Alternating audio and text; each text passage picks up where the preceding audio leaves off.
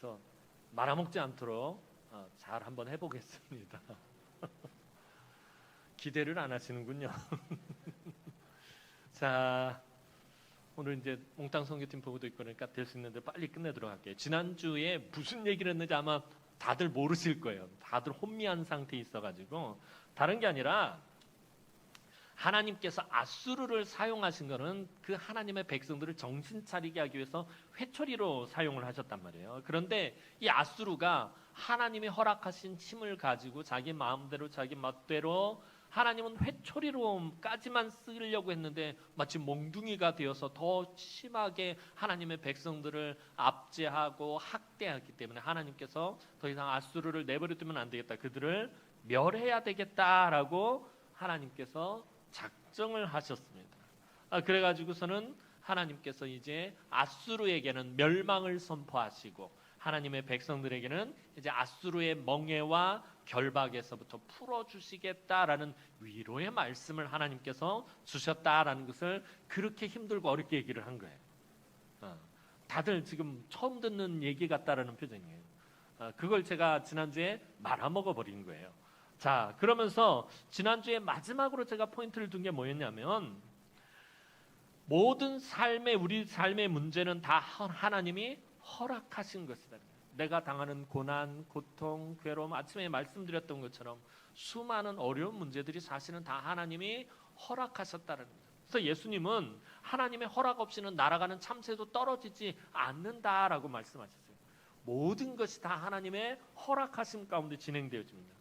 근데 뭘 말씀드리려고 하냐면 모든 문제를 하나님이 허락하셨기 때문에 모든 문제의 해결은 하나님께 있다라는 것입니다. 내가 그 문제를 아무리 쥐고 있어봐야 해결할 수가 없다는 거예요. 그래서 하나님을 바라보고 하나님을 의지해야 된다는 거예요. 그래서 고난 가운데 있을수록 하나님의 주권을 인정하며 말씀을 더 붙잡는 사람이 지혜로운 사람입니다. 그러면 하나님께서 그 삶의 멍에들을 깨트리시고 또 결박을 끊어뜨려 버리시기 때문에. 자, 그렇다면 하나님은 왜 아수르를 멸절하시고 없애버리려고 하시는 거냐는 거예요. 아까 말씀드렸던 것처럼 아수르가 필요 이상으로 하나님의 백성들을 압제하고 하나님을 모욕했기 때문이에요. 자, 그런데 그것에 대해서 나움 선지자는 조금 더 자세하게 설명합니다.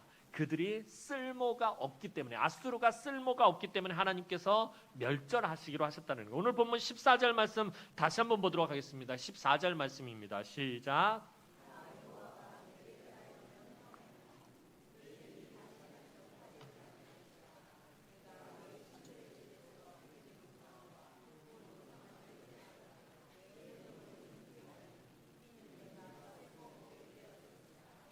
자, 나움 선지자가 뭐라 하냐면 아수르가 쓸모없게 되었다라고 말하고 있어요. 자, 이 쓸모없다라는 말의 원전의 의미를 살펴봤더니 별 볼 일 없다.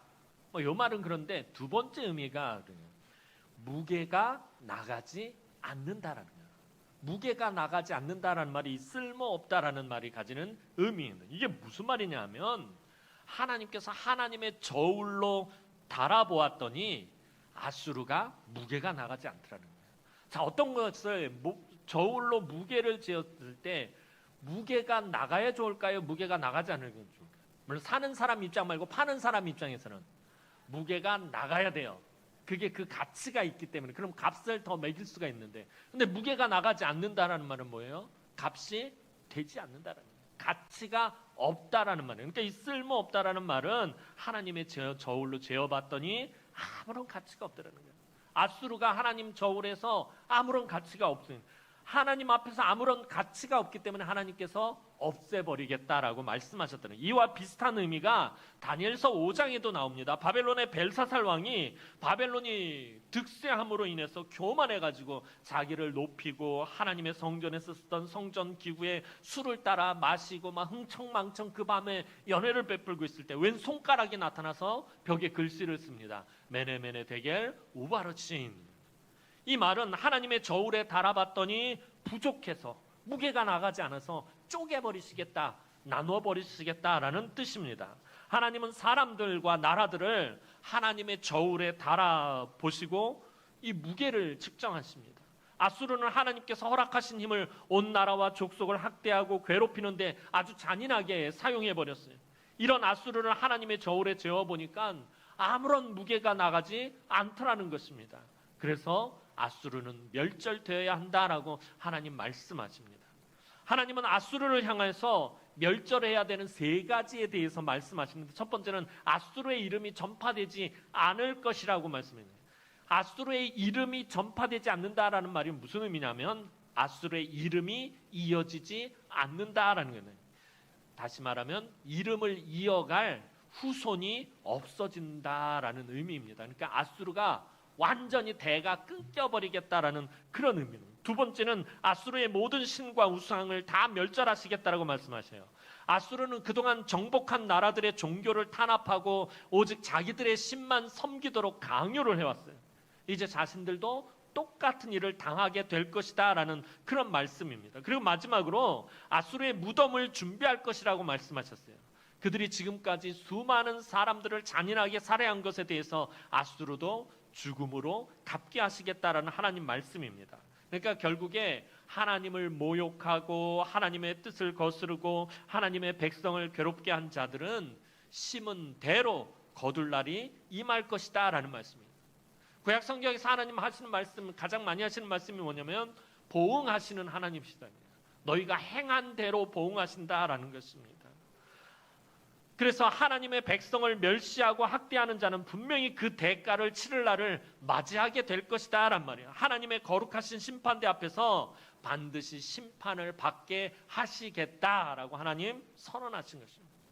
자, 그런데 문제는, 자 보세요. 근데 문제는 하나님의 저울은요, 하나님을 대적하는 자들, 원수들만 달아보시는 것이 아니라 누구도 달아보시냐면 하나님의 백성들도 달아보신다는 게 문제입니다. 그 저울이 저와 여러분들도 달아보신다라는 거예요. 그래서 주님 다시 오시는 날, 예수님의 표현을 빌리자면 알곡과 가라지를 가르친다라는 거예요. 성도들도 하나님의 저울에 달아봐서 알곡과 가라지를 가르친다라는 거예요. 하나님의 저울에 달았을 때 무게가 나가지 않는 것은 가라지예요. 가라지는 안에 아무것도 없기 때문에 무게가 나가지 않아요. 자, 무게가 나가지 않는다라는 말이 오늘 본문에선 쓸모없다라는 겁니다. 하나님 나라에서 쓸모없는 존재가 된다는 거예요. 자, 농부가 가을에 추수를 해서 가라지를 창고에 들이나요? 가라지는 창고에 들어가지 못해요.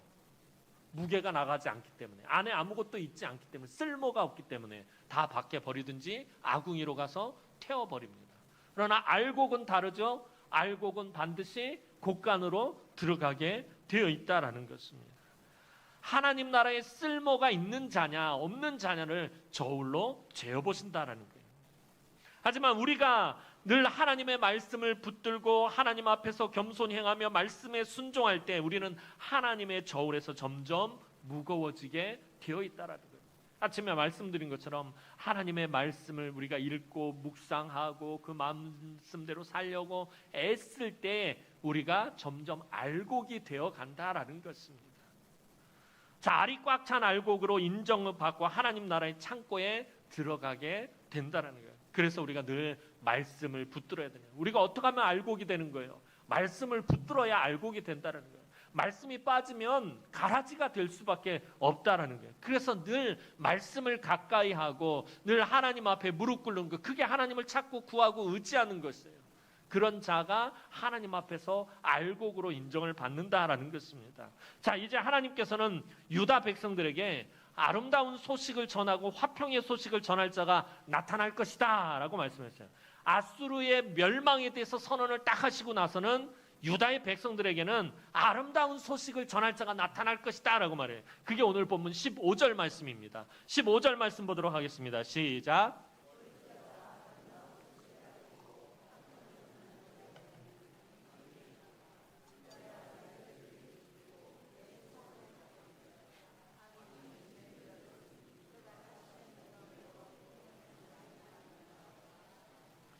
자, 고난 가운데 있던 유다 백성들이 지금 가장 듣기 원하고 가장 바라는 기쁨의 소식, 아름다운 소식이 무엇일까요? 지금 아수르에 의해서 학대를 당하고 아수르에게 압제를 당하고 아수르 때문에 고난 가운데 있는 이 유다 백성들이 지금 가장 듣고 싶어하는, 가장 바라는 기쁨의 소식이 무엇입니까? 그것은 아수르가 망했다라는 소식입니다.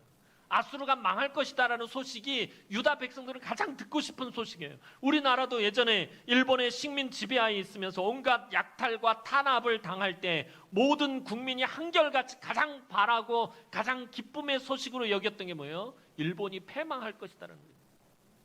얼마 전에 우리가 광복절을 지났는데 8월 15일 일본이 항복을 선언했을 때 온 나라 국민들이 다 태극기 들고 나와서 만세 만세 외쳤던 게 뭐예요? 그게 가장 기쁨의 소식이었습니까? 그 당시에 1945년 8월 15일 가장 기쁨의 소식은 일본이 망했다라는 소식이에요. 지금 유다 백성들에게 가장 기쁨의 소식은 아수르가 망했다라는 소식이에요. 그 소식이 이제 막 들려온다라는 거예요. 아수르가 망했다라는 그 소식만큼 아름답고 기쁜 소식이 유다 백성들에게는 없을 것입니다. 그것도 그들이 완전히 멸절되어서 유다뿐만 아니라 온 세상에 통행하지도 못할 정도로 완전히 없어지게 된다라는 소식입니다. 여러분, 대충 망하면 또다시 힘을 얻어서 다시 나타날 수 있어요. 대충 망하면 다시 힘을 모을 수가 있어요. 그런데 아예 하나님께서 완전히 멸절시켜 버리겠다라고 말씀하셨다라는 거예요. 나훔 선지자는 이런 아름다운 소식과 화평의 소식을 전하는 자의 발이 벌써 산 위에 있다라고 선포하고 있다는 거예요. 이제 가까웠다라는 거예요. 이제 막 그 기쁨의 소식이 선포되어진다라는 것입니다. 이 소식을 전하는 자가, 이 전하는 자의 메시지는 바로 샬롬에 되는, 하나님의 평강에 되는 거예요. 하나님의 백성들이 모든 속박에서 벗어나 자유를 얻고 약속의 땅에서 편안하게 안식하는 것, 그것을 말합니다. 이건 마치 예수 그리스도께서 이 땅에 오셔서 사탄의 억압과 핍박에서 우리를 자유케 하실 것에 대한 말씀과 같은 것입니다. 예수님은 죄의 종이 되어 고통을 당하던 우리에게 오셔서 죄의 멍에와 결박을 십자가로 끊어주시고 하나님과 원수되었던 우리에게 참된 평강을 주셨습니다.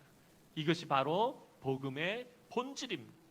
오늘날 이 세상에서 가장 아름다운 평화의 소식입니다.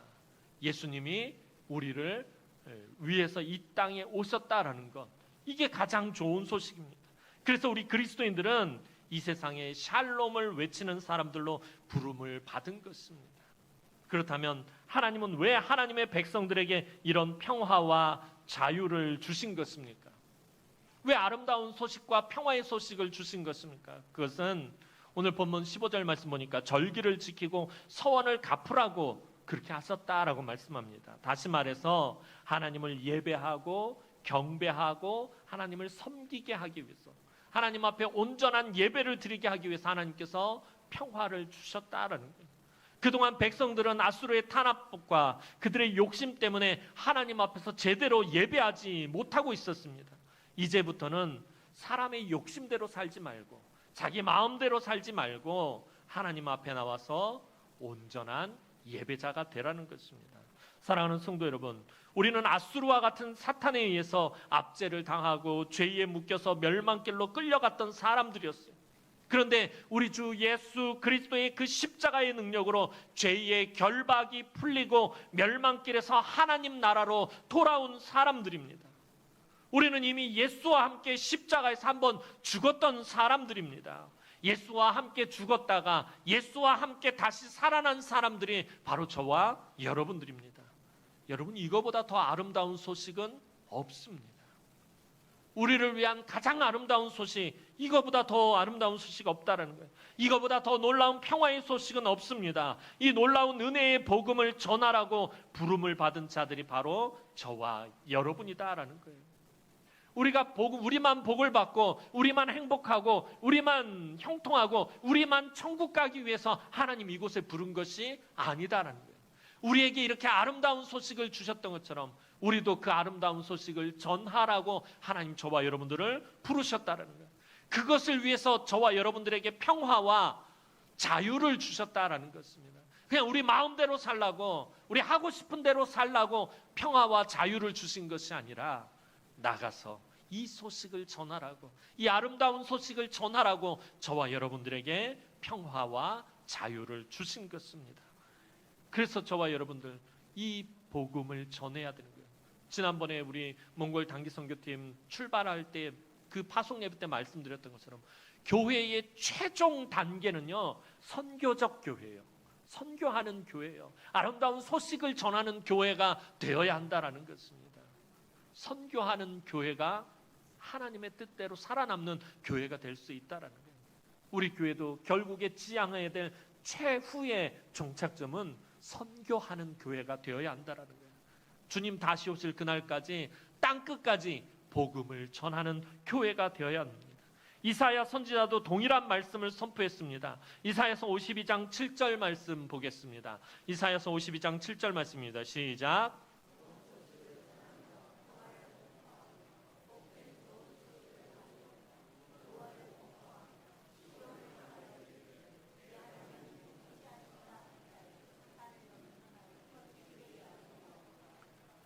평화의 복음을 전하는 자의 발이 어찌 그리 아름다운가 하고 이사야 선지자가 말하고 있다는 것입니다.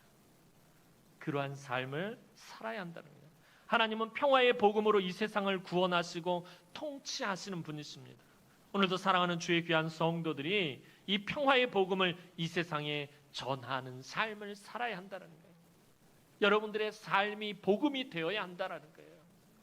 주일 늘 말씀드리는 거예요. 주일만 그리스도인이 아니라 월요일에도 그리스도인, 화요일에도 그리스도인, 토요일에도 그리스도인, 일주일 내내 여러분들의 삶이 그리스도인이 되어서 예수의 복음을 전하는 자가 되어야 한다는 거예요.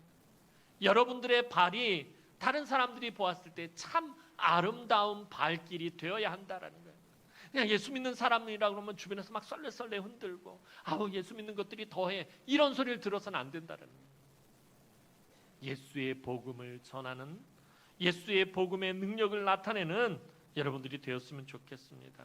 그래서 이 복음을 세상에 전함으로 여러분의 삶에 하나님의 구원의 역사와 주권적인 통치하심을 풍성하게 이루어가는 그 놀라운 은혜들을 날마다 삶 가운데서 누리시기를 주님의 이름으로 축원합니다.